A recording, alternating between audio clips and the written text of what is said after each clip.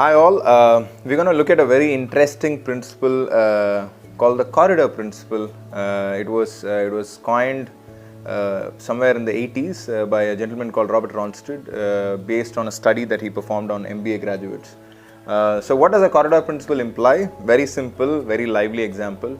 So assume that you're walking through a dark corridor which has light at the end of the tunnel example, right? And then when you walk through it, you start seeing doors on either side of the corridor which has new opportunities or new options for you to pick and choose from.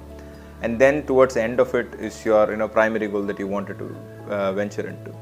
Sometimes these doors that open up could be an even more interesting option to pick from compared to the one that you ventured out for. And they use this as a reference for startups or entrepreneurs because as you move into a specific domain and start building a product for something, you will start identifying that your audience or your customer has very different needs, and you start changing gears.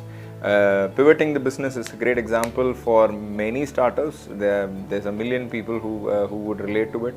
But the idea of corridor principle is basically to see how you could nurture and advance yourself as a product or as a company. To see how you can benefit from the new learnings and experiences that you start building as you embark into it.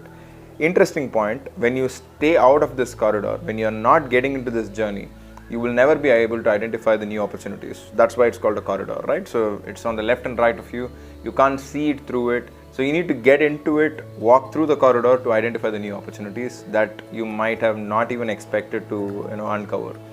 So that's the concept behind corridor principle, word of the day, and go ahead and read and learn yourself. Bye-bye.